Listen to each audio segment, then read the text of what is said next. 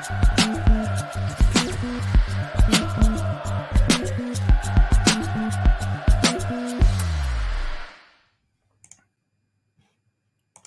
we're live on the Royal Blue YouTube channel. Hello and welcome to the Royal Blue podcast, streaming live on the Royal Blue YouTube channel and the Echoes Everton FC Facebook page. I'm Ian Croll and I'm joined by the Echoes Everton FC correspondent, Joe Thomas. Joe, how are you? Good weekend. Did you have a race Saturday off, was it? Yeah, I had yesterday off, but obviously, I think life for all of us at the minute is coloured by what happened on Friday afternoon. So still very much keep going through that report and digging new bits of insight from it. Good stuff. Also on today's show is the Echoes sport reporter and general all-round massive Everton fan, Connor O'Neill. How are things, Connor? All good, except for Friday's news, but I'm sure we'll get into that a bit more over the course of this show. But yeah, all good. Yeah, we definitely will. On the agenda today, obviously Everton 10 points deduction. We will obviously talk about that, but we're going to look at more what's next on the appeal process. Bit of 777, bit of Manchester City and Chelsea, and a bit of GoFundMe and Dominic Calvert-Lewin as well. Connor, I haven't really spoken to you properly. I've spoken to Joe on Friday, but I'll start with you, Connor, just because I haven't spoken to you. So I just want to get your reaction. Obviously, we kind of touched upon it a little bit as we were building up to this pod, but, just your initial reaction to Friday's news. Yeah, one of shock, really, because I was actually off on Friday, and the first time I discovered that Everton had docked points was when my phone buzzed, and I looked and it was the notification from the Echo with the piece saying that Everton had been docked 10 points. So that was my first time I was aware that they'd been docked points. And yeah, it was just one of real shock, really. I think for a while we perhaps knew that Everton were going to be found guilty in some way, and I think perhaps may have done something wrong. I think there's been a feeling for a while that it was leaning that way, but I don't think any of us were expecting 10 points. I think, obviously you look at the reaction since, and it's one of anger and real kind of puzzlement. I mean, I tweeted on Friday, when not long after I'd seen the news, how I think it leaves more questions than answers in terms, how 6 clubs, basically threatened to almost destroy, the Premier League and English football for everything that it stands for when trying to break away and form a European Super League. They didn't get anywhere near this type of punishment. See the charges that linger over Chelsea, Man City, knows the book going to be thrown at them now. But yeah, it was just one of pure and utter shock, to see 10 points. It was just not what any of us, expected. I don't think any of us thought it'd be that a point deduction of that magnitude. And I think as we sit here now, I think the feeling is one of anger and, like I say, a bit of a puzzlement in terms of how the inquiry, how the commission comes to this finding. Because if you read the report, there's not much to suggest or understand why 10 points was the figure plucked from the air. Well, it feels like a figure that's been plucked from the air as a way of punishment for Everton. Yeah, it obviously does seem to be a can of worms that's obviously going to drag on for probably a good couple of weeks, months, no doubt. Just a reminder to everyone listening, watching on the YouTube channel, Facebook page, we are live. So any questions that you do have, submit them in the comments. I'll try and feed them to the lads, see if the lads can answer any of your questions. But Joe, yeah, let's come to you then, because we spoke on Friday, the initial reaction. Now that the dust has kind of settled on the initial reaction, on the initial ruling, should I say, just how are you feeling now? Are you feeling angry, bullish? What's going through your head? Mixture of emotions, really, kind of conflicted, because obviously this was a lengthy report that came out by surprise, essentially on Friday afternoon. We knew it was coming, we just didn't know when. And for being perfectly honest, having spoken to the Premier League for months now, it was very unclear when a ruling did come, what information was going to be provided alongside it. So I'm obviously pleased the fact that, I think one thing that they have done well as part of this process is, they've released that 41-page judgment that goes through the arguments and it goes through their rulings on them, and it takes us through quite a significant number of points. And that's a good thing, really, because it gives us a huge amount of context to kind of go over and reanalyze the 4 years or so that this covers of financial calendar years that Everton have been found to have breached the regulations. And I've kind of have almost two emotions really, because the more you read and the more you kind of get to grips with this, I think on a surface level, like we said on Friday, at the very top end, this is an argument about have Everton breached the £105 million barrier by arguing over very, very kind of complicated technical, financial logistics and specifics over interest rates on loans and what loans were used for what parts of Everton as a business, and whether or not they could have been excluded from the calculations or not. But the reality is that this is a very much a judgment on the Moshiri years. Everton are only in a position where they're arguing over 15, 20 million pounds because they've already got to the 85, 86, 87 million pound threshold that even they, in their most ambitious case, put forward as their losses over this period. And they've done that through, well, to be perfectly honest, having not been run very well. And when you look at the details of this report, you see what we've known for some, or always suspected for some time, and obviously, what has coloured our approach to coverage of Everton, particularly over the past year. It's clear that for all the ambitions that Moshiri brought to the club and all the money that Everton brought to the club, a lot of very poor decisions have been made, and throughout the period, as things have got worse and worse and worse, it looks like the Premier League, whilst Everton were engaged with them, the Premier League were warning them about the potential issues that could come later down the line, and which we've obviously come to a head this year and on Friday. And I think, when you look back at that period and you look at some of the decisions that were made and the way in which, Everton flew too close to the sun, essentially, and Moshiri, they gambled everything on this situation getting better on the pitch, and when it didn't, the whole house fell down. And that isn't a sustainable way to run a business, and we've seen the conclusion of that. So I think there's a kind of an anger and a frustration in relation to that, because I don't think that can be ignored in this.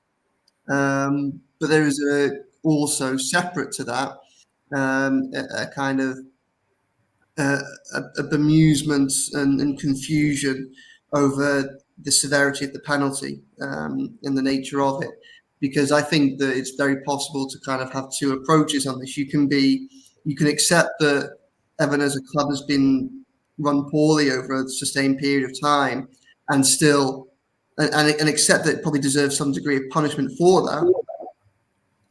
But then you can also look at it and go, 10 points seems to be a very severe figure that's been plucked out of thin air. There's no real reasoning given within the Commission's report as to how they reached that figure.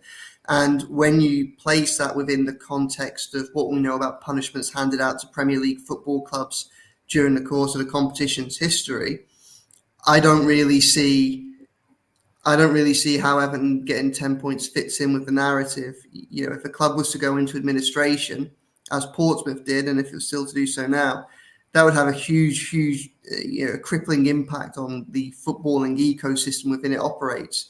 The transfer dealings it's done with other clubs, and they might lose out on fees. The potential for players to lose out on wages, the potential for the businesses and the community initiatives that basically are reliant on a sustainable football club to sustain their own business and their own survival within those communities. Well, if a club falls down and goes to administration, gets 9 points, that's far worse than this. And even for all the difficulties Everton have had, for all the mitigating circumstances, but for all the mistakes that they've made, this is a breach of £20 million over a course of 4 years. That's 1/50th of what Chelsea have spent in the last 3 transfer windows.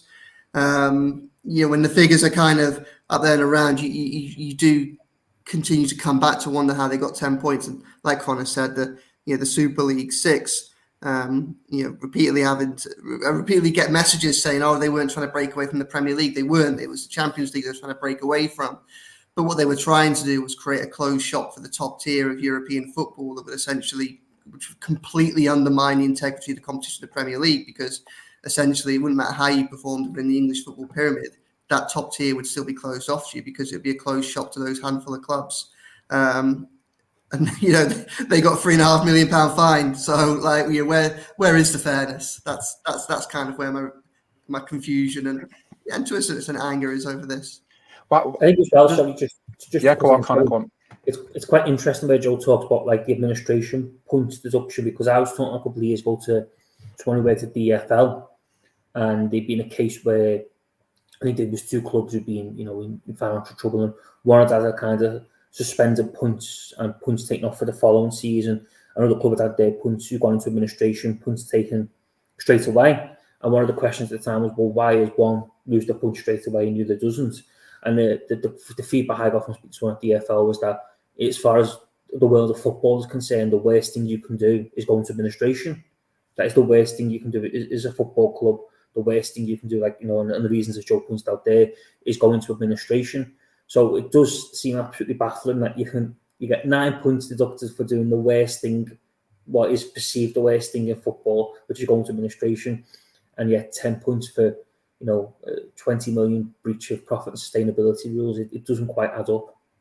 Well, why this punishment then? Is there are the Liverpool fans on this panel or something? It's it is quite ridiculous, isn't it? That what you've just talked about there, the 9 points penalty for administration, and this is 10 points. I think the big thing for me from this is, I think Everton, clear the Premier League wants to make an example out of someone. I think Everton have been made scapegoats a little bit because they're probably an easy target, in the sense of they're not one of the big 6, big 7 established clubs who drive a lot of the commercial revenue and commercial value of the Premier League in terms of what it can offer. But they're a big enough club where the points and the outcome will make headline news. And I think that's I think for Everton, unfortunately, they've almost become the perfect club to be made an example of for all the wrong reasons. In the sense of they're not probably as big as the top 4, top 6, but they're still a big club, and they're maybe an easy target because they've messed up. But I think the big thing as well from this is that ultimately Everton shouldn't find themselves in this position in the first place, should they? And I think that's one thing that we need to take into account, because I always think this whole situation is split into 2 a little bit, in the sense of I think every fan has every right to be angered and a bit miffed by the punishment and what's come. But at the same time, I think it's quite baffling that Everton find themselves in this position. And you read the report, and there was a few flaws, wasn't it, in terms they thought they'd done nothing wrong, then a bit later on they admit that they did do something wrong and stuff like that, which doesn't look good and doesn't reflect good on the club. So I think, going back to what you say about the punishment, though, I think ultimately Everton are just being made an example of, and I think the Premier League wanted to show that they're in control of managing and governing their own league. Obviously, there's a threat of an independent regulator from the government coming in. I think Everton have just been in the wrong place at the wrong time, and a very easy target to be punished in the most severe way possible. Let's talk about the appeal process then, just slightly. We know Everton are going to appeal, Joe. We don't know too much about that process, the timeline, or what's going to happen. But there have been reports from various football journalists and news outlets this morning suggesting Everton feel that the 10-point deduction will be reduced. We don't know what that figure will be. Connor, who's running the Echoes Everton SC Live blog today, he published that in the blog today. So is there anything that have you heard anything on that yourself, or do you see that as a viable option, that the points deduction will be reduced to a 3 or a 6? I think we know everything that we need to know about the appeal process. It will go, because the 10-point deduction has come in with immediate effect. The appeal process will have to be done this year. It'll have to be heard. They'll have to reach a judgment this year for it to have any. Otherwise, it becomes pointless, because if they reduce it from 10 to 6 or 7 or something like that, next season will obviously Everton get no advantage from that. So, and we know the basis upon which Everton will appeal. They accept that they've gone over the limits here. They dispute the extent to which they've gone over the limits with the Premier League, but they accept that they are guilty of wrongdoing. So punishment is inevitable. So really, it just comes down to an argument over the mitigating factors, and essentially Everton trying to convince somebody else that, yes, we have broken the rules, but we haven't done it as severely as this punishment warrants. There'll be no idea within Everton. Journalists can write what they want, and obviously, there'll be people within Everton that that might be hopeful for different reasons, but until they know who the commissioner they're going to be in front of, who's going to be on that panel and how things are going to go, no one has a clue really about what the hopes are. But I think the ambition will be to reduce it. And you would think for some of the reasons that we've outlined here that there might be a possibility of doing so. This does seem very harsh, and it does seem very, very harsh. But I think ultimately, because the Commission don't really set out their reasoning within the report for the 10 points, that's what this is going to be an argument over. How did you get to the 10 points? Was that harsh? So without knowing the full reasons for that, it's very difficult to say what chance Everton have. But they will go into it hopeful that because this punishment is so severe, they'll be hopeful that they can say, well, unprecedented scenario, that we think they've gone a little bit giddy with excitement here at the opportunity to punish somebody, maybe reduce it by a little bit. But there's no doubt that at the end of this, Everton will still have a very severe penalty, whatever the outcome. So, on that respect, Everton have to kind of do their talking on the pitch really, as well as in the chambers of the halls of whatever building these are held in. Connor, do you foresee a successful appeal? Do you see a suspended sentence? Do you see a reduction in whatever from the Premier League and independent panel? I think the best outcome Everton have got in terms of an appeal is a reduction in how many points they've been taken. I think it's quite interesting, isn't it, that Sheffield Wednesday a couple of years ago were docked points by the EFL for breaching profit and sustainability rules. They were initially docked 12 points, but then on appeal, that was half to 6, because I think it was excessively severe was, I think, the way it was described, the punishments. So you could argue that on them same lines. Is that a template for the Premier League to follow then? 10 to half, from half to 5?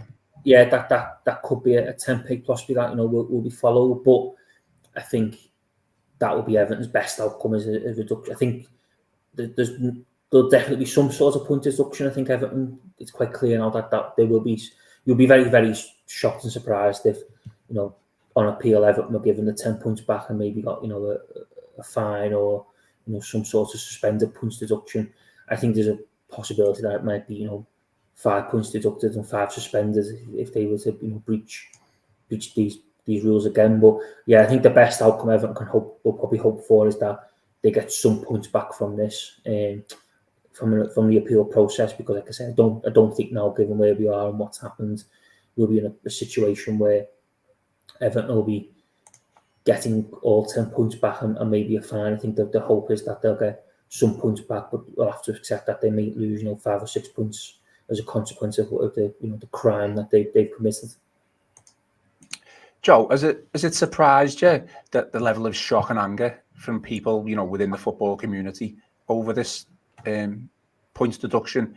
You've seen over the course of the past 2 days plenty of pundits, football and personalities with absolutely no connection to the club.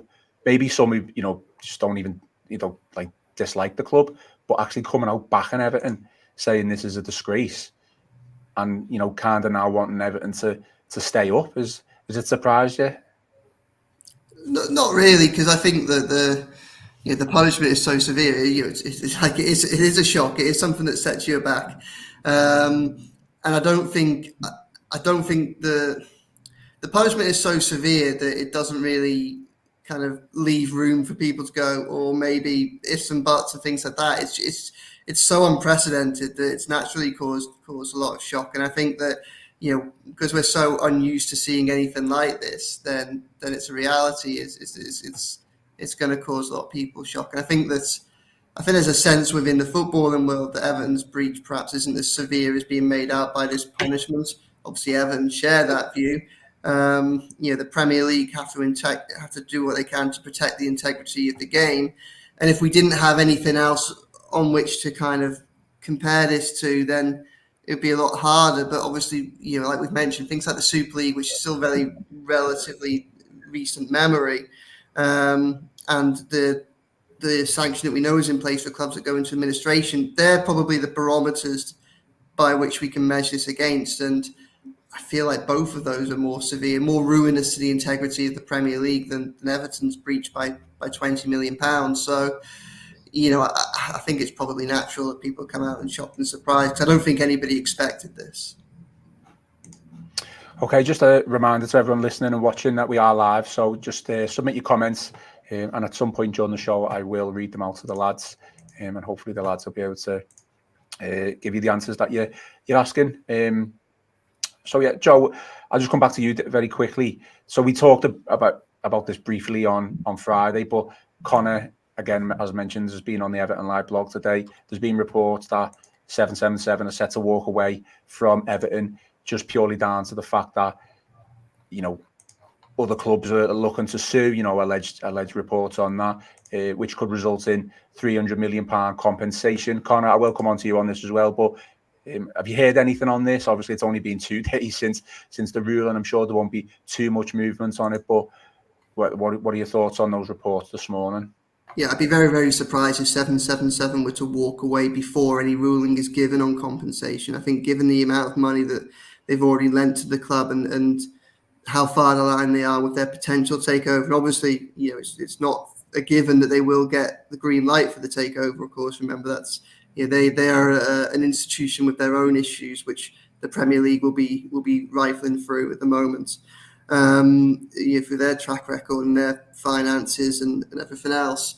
But I can't for the life of me see how they would walk away before we got to the end of this process. And we're still some way away from it. Obviously, we know it'll be this season. Who would be liable for to pay the bill for any compensation? That I'm not sure about. I think within the terms of 777's deal, there were stipulations and there were contingency plans in relation to how much the deal would be worth and how much they would end up paying, dependent on things like relegation and potential points deductions and things like that. So that wouldn't necessarily be an automatic reason for them to move away from the club. Obviously, if we know that a handful of clubs they do now have the opportunity to apply for compensation. That's going to be a whole separate set of hearings. Whether or not they get the opportunity to, whether or not the Premier League or an independent commission rule that Everton do actually owe them anything is a different matter, and how much they owe them will be a different matter. Obviously, you see the figures of 300 million. I've seen £300 million bandied around, and then that's sending Everton to administration, which will then give them another 9-point deduction. And I think that anything like that is a bit of mischief, to be perfectly honest, at the present moment in time. Whilst it's clear that those clubs can make an argument to say they deserve compensation, they still got to be granted that by the Premier League, and then or independent people. Then figures have got to be agreed upon, and £300 million feels like a huge amount of money. Bearing in mind that each of these clubs will have to prove that Everton's wrongdoing was the difference between them staying up and not. For them to get figures that high now, if you were to look at last season alone.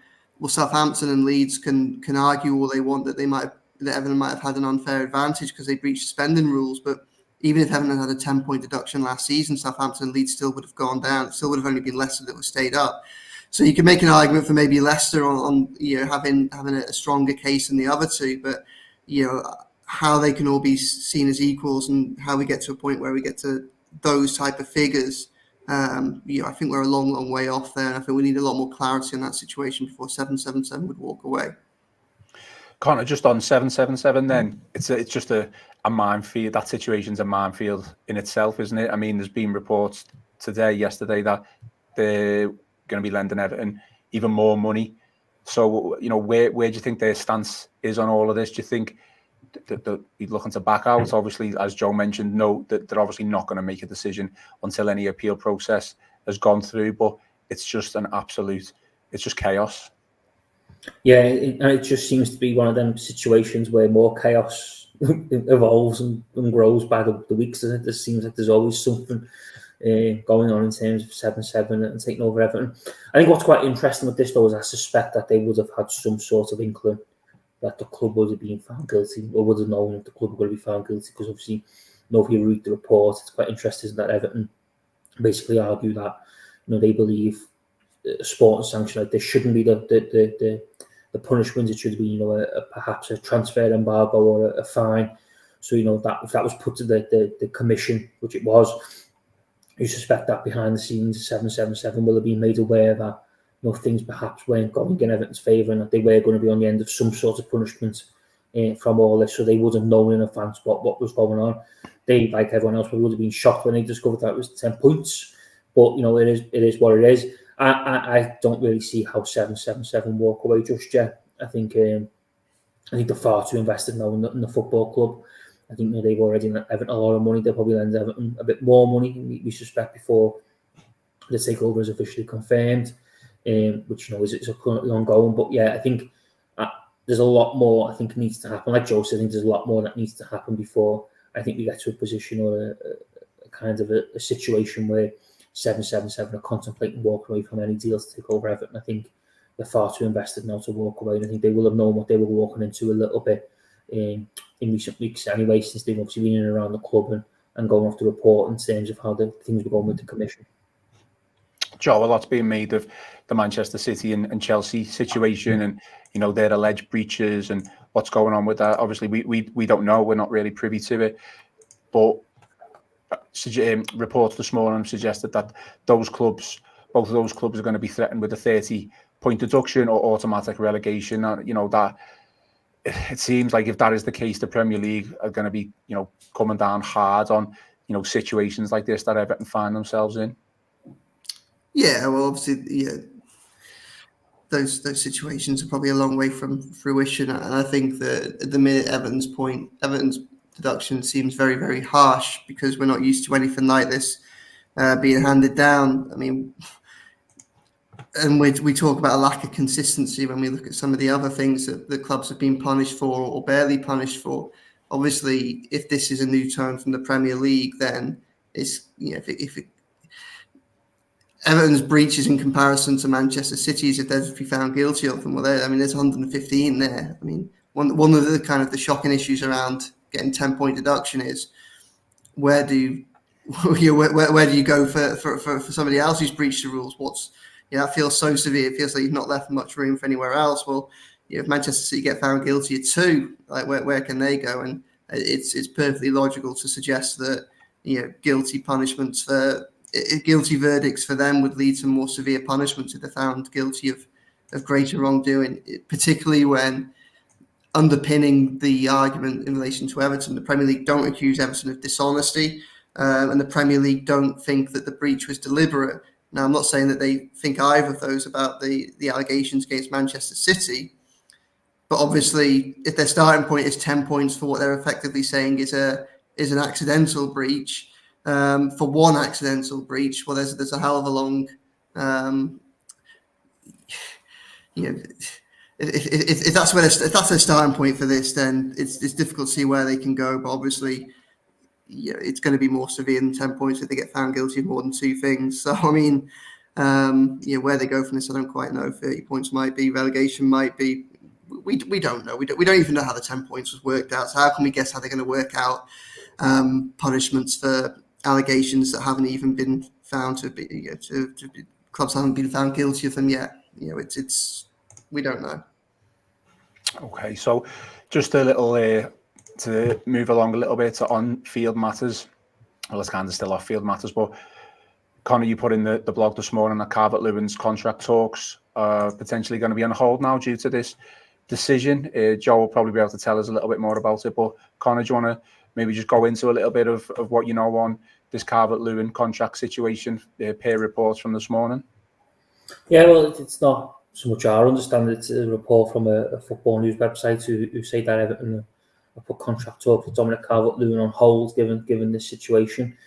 I don't think that's really surprising. I don't think, I think our focus at the football club at the minute will be on the appeal and be on, working things out and working around what is going on. I think Everton have done some good business so far this season. I think to Croll and Branthwaite have signed new deals, so it's no surprise if they have open talks with Dominic Calvert-Lewin over a new deal or an extension to his new deal. But yeah, I suspect all focus at the minute, will be on the club, appealing this situation and finding a positive resolution to it. So it wouldn't be too, obviously, like I say, we don't know for certain Everton have started talks with Calvert-Lewin, but it wouldn't be no surprise if they kind of been put on hold for a while all the focus remains on, sorting the situation out. And we saw it last season, didn't we? Sean Dyche was, quite firm, and a lot of the times when myself and Joe or Chris would go to press conferences and we ask about all the players who are going to be able to contract at the end of the season, whether he's asked open talks or whether he considers the future, and he was always quite firm in saying, no, all that's on the back burner, all the focus is on relegation. Well, this time around, obviously, hopefully the focus won't be on relegation, but the focus at the minute is on the outcome of this hearing from independent commission and Everton finding a positive resolution during the appeal process. So yeah, we don't know for certain that Calvert-Lewin is open contract talks for Everton, but it wouldn't be no surprise if everyone at the club is just working on finding some positive way of this appeal. And I think it's quite interesting, going back to what you said there about Man City and Chelsea. It's, like Joe says, we don't know how they got to 10 points, so we don't know how they would work things out. But I think we're safe to say if Everton had been done, if Everton been docked 10 points for one charge, then relegation and 30 points seems very, very real prospects for City or Chelsea, given what they're facing. So I don't quite understand why people are so surprised by some of them reports, because if we're going off the Everton getting deducted 10 points, then surely that's the minimum that City should be coming City and Chelsea's way, because like we've all said, since Friday, we'll all be watching closely to what comes in from these hearings and what fines and points deductions and punishments come next. So yeah, I'm not quite sure why people are so surprised by some of the claims that are being made about what could happen to Chelsea and City, given we've just seen Everton be docked 10 points for nowhere near the crimes that they're being labelled with. Joe, just back to Calvert-Lewin then, the striker back with a bang after probably 18 months to 2 years of absolutely injury hell, regardless of whether these reports are true over the contract situation. A fit Calvert-Lewin is obviously a player Everton want in that team. So I'm not too sure on his length of his contract left, but it's something that we'd probably want to get tied down sooner rather than later. Yeah, I'd actually be surprised if what's happened on Friday had any real impact on any contract talks with Dominic Calvert-Lewin in a position there. I mean, because he's so important to the squad. I mean, one thing that one of the threads, or the main thread of the prosecution against Everton in this, in the financial case against them, the profit and sustainability ones, is that they made poor financial decisions over a long period of time. Well, Dominic Calvert-Lewin, after Christmas, will have 18 months left on his contract. He's probably the most valuable player in that squad. He's someone that could attract a genuine fee, and he's certainly somebody that, when he's fit, he brings something to the team that Everton would really struggle to replace with, because they just wouldn't have the money to find a replacement for him. And he's also someone that there'll be teams, including teams in the top six, that think that a fit Dominic Calvert-Lewin could do a job for them. So I'm sure that there'll be plenty looking at Everton's situation and thinking, well, maybe we could prize Dominic Calvert-Lewin away from them on the cheap in January, or once he gets to next summer, if there's no new deal signed, at that point start thinking about maybe getting him on a free at the end of that year. So for Everton, what Everton should really be doing right now is trying to protect the value and heighten and increase the value in the assets that they've got, and that would mean tying down Dominic Calvert-Lewin to a new contract. Now, he's probably in a position at the minute where he would probably welcome the security that would bring, bearing in mind that he's back from several years of injury hell, but it's still a relatively his fitness is still relatively new and fragile, so we don't know what the long-term prospects of him is. But for Everton, they've seen enough of him, I think, to probably want to say, well, we want to protect the value of our asset and tie him down to a longer deal. So regardless of where, I think because I think if we're being perfectly honest, obviously it's right that Everton appeal, but they're still, given the way in which they've played in recent weeks and the way in which the season's going, they're still only one win away from safety. They're still I still back them very, very strongly to stay up this season. And providing they can do so, then their financial outlook doesn't really change that much as a result of this. Obviously, they'll get less money if they finish a few places lower down in the Premier League, but this was a season around which survival was the main aim, and hopefully survival as soon as possible. So as long as the projections for their finances and their forecasts are correct and balanced and fair and realistic, then I don't think that much changes, because I still think Everton are favourite to get out of this relegation battle. So which they've been plunged back into as a result of this deduction. So with that in mind, I think that they should have some degree of thought going into the longer term sustainability and viability of the finances of the club, and that would mean having a word with Dominic Calvert-Lewin and seeing whether or not they can sign him up to a new deal. At the very, very least, even if it ends up happening that they are going to sell him, or they do end up listening to offers for him, they'd obviously get a far higher value if he's under a longer term deal. So, okay, moving on just to a different story, quite a rather funny story, to be honest. Connor, I'll come to you on this one. Story that we published on the Echo website. So obviously the Premier League, Everton's number one enemy at this moment in time. So there's been a bit of a campaign and on social media to basically raise funds for banners to go and protest against the Premier League for Everton's up and coming match.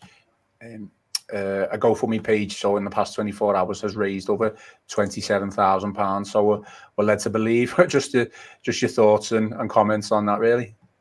Phenomenal, isn't it? Absolutely phenomenal. I think when you think of fans coming together last season, was obviously a real difficult one for Everton on and off the pitch, because off the pitch there was a lot of kind of turmoil and people perhaps going in different directions and believing different things. But one thing that this Premier League, this independent commission hearing and judgment has done is brought everyone connected to Everton Football Club together, and the GoFundMe page to raise money for banners to make the point of the Premier League is just absolutely flowing. And it doesn't surprise me, because look, I think a lot of people are quite quick to put on Twitter, weren't they, on Friday night, that they picked on the wrong club, and Everton fans aren't going to take this line down, and the £27,000 that's being raised shows that no one's going to take this judgment line down, and fans are going to go and get a message across. And it doesn't shock me though, because I think if you look, if you ask Frank Lampard and if you ask Sean Dyche, the last 2 seasons, when you look back, I think we can all agree that Everton's fans played a bigger part as anyone in keeping the club in the Football League and ensuring that they were playing top flight football this season. So to see them come together now, United as one, is superb to see. And while it's disappointing that it's in the circumstances in which it is, in which Everton have been docked 10 points, it's still great to see. And I'm sure Goodison come this time next week, or just a little over this time next week, when Manchester United visit, which is obviously always a big game, and always one game that everyone looks forward to. It's going to have that extra bit of spice, and Everton fans will be right up for it, because they will be bursting with emotion after what's been a torrid few days. Joe, £27,000 is definitely going to buy the biggest banner you've ever seen at Goodison Park, isn't it? I think fair play to the 1878s for everything that they have done and continue to do for the club. Because they're crucial to the atmosphere that's there. And I think the Goodison Park is going to be absolutely intense on Sunday night. It's going to be under the lights, under the cameras, TV pictures beamed all around the world, and I have absolutely no doubt that the best part of 40,000 Everton fans are going to make their views about the Premier League very, very clear to the world. Yeah, absolutely. Okay, so I think it's come to the end of the show and the podcast now, but I will just run through some comments, because we've got plenty of comments coming through on the YouTube and the Facebook page.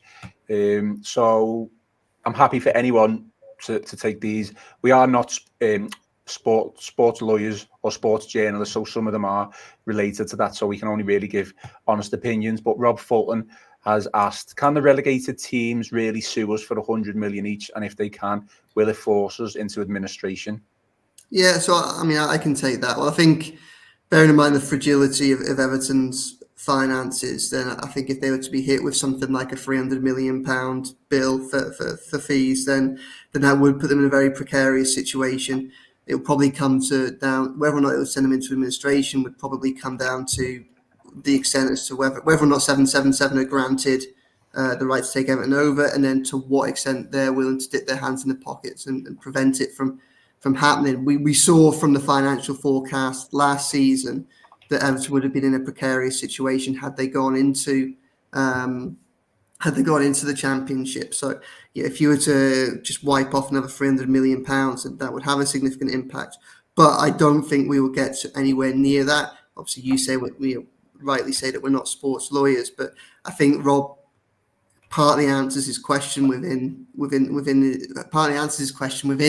that because, and for reasons I've already kind of pointed to on this show, I don't really understand how each of those 3 clubs that went down last season could claim the same amount of money, because you look at Southampton and you look at Leeds, as we've already said, even if Everton were on minus 10 points, they still go down. So they can't really say that Everton got an illegitimate sporting advantage that cost them survival, because quite clearly it didn't.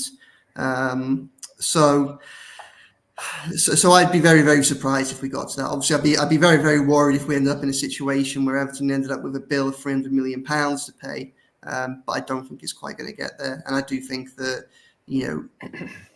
whilst we know that clubs can now apply to try and, try and apply for compensation, the first hurdle is getting whoever adjudicates on that panel to say, yes, you actually deserve some. At the minute, they've just been given the right to make that application in the first place. Whether that's granted and on what basis it's granted, and then on what basis the sums are added up after that, that's still a long way down the line. But I'd be very, very surprised if we got to figures like that.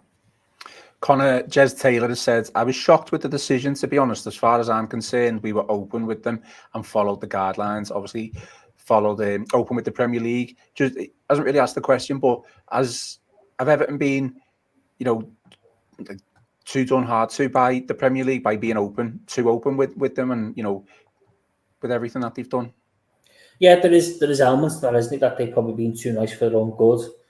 And I think as well, you look, if you read the report, obviously there's a player referred to in terms, where Everton didn't want to pursue legal action around, and I saw a few arguments on Twitter on Friday saying that was another kind of area where Everton perhaps shown themselves to be too nice and too kind of trustworthy and forgiving.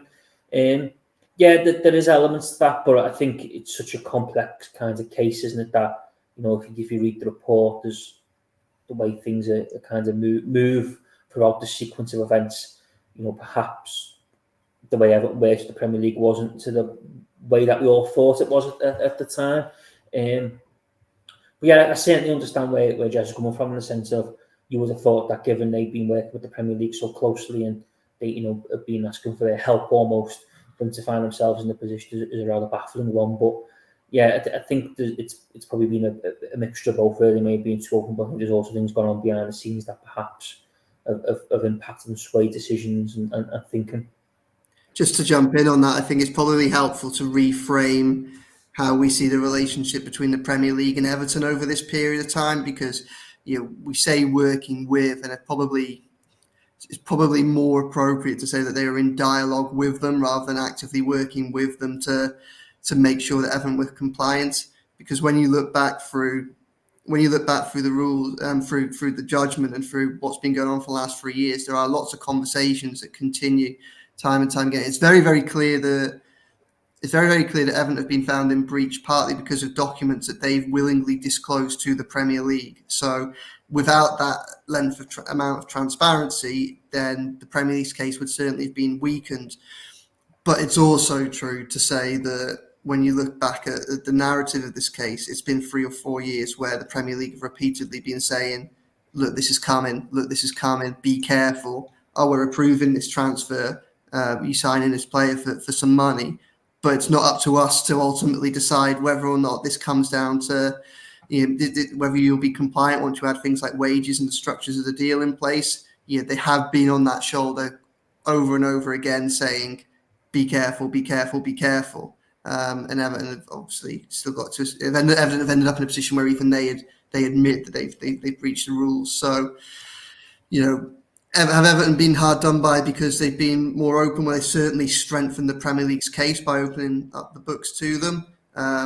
But I don't think this has been a case, say, for instance, where for 3 years it's been the Premier League going, you're okay, you're okay, you're okay, you're okay. Oh, we've got the final books. Actually, you're not okay. I think it's been one very much where they've been saying, you're on a fine line here, you're on a fine line here, you're on a fine line here. Then they've got all they've got everything for the end of financial year for 2022, and they've gone, yeah, you've crossed it, and we've warned you that you've crossed it. And I think that's part of the reason why they've been so severe.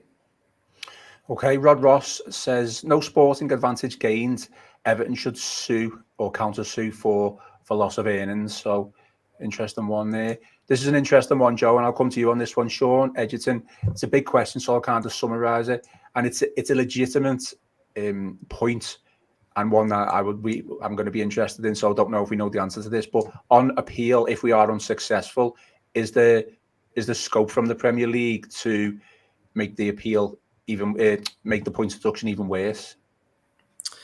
It's not clear. That's not stipulated anywhere, and I'd be surprised if that was to be the case. But I have to add the caveat that even after all this, and even after the 41-page judgment, it's very difficult to understand how the 10-point deduction in the first place was put together, and there are still a lot of grey areas around, what would happen in an appeal process.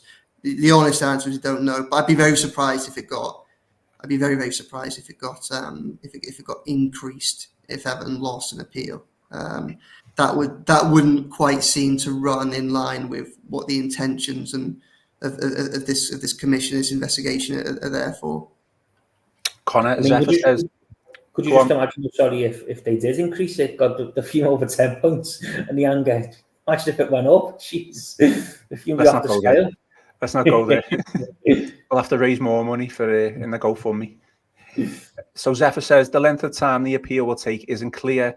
It could drag on for some time, and if it does, it really affects the way the rest of the season plays out. What if it drags on beyond mid-May? Connor? Well, it's got to be done by the end of the season. That's the first and foremost. Obviously, that could take us into May. But I think, Sean Dyche, the players, and obviously I'm not Sean Dyche, but if I was in that dressing room, you'd just be working to try and get as many points as you possibly can, as fast as you can, and get yourself away from the danger zone. And if, Everton were to get maybe 5 points back in April, May after the appeals heard, then that'll be a nice welcome boost towards the end of the season. But I think, while I understand it's not great for the players, it's not great, a lot of their hard work this season has been, undone through no fault of their own. I think, Everton just need to concentrate on the pitch, certainly just try and get as many points as fast as they can, get themselves away from danger. And if, in the new year, they somehow end up getting, 4 or 5 points back due to the appeal process, then, that'll be a nice welcome boost, and who knows where that will take them in the table. But for now, I think they just need to work on getting up the relegation zone and getting as high and up the table as fast as they can, get as many points on the board as they can. Okay, so I'm going to finish off now, but Connor, I asked Joe this question on Friday, so I'm going to ask you the same question.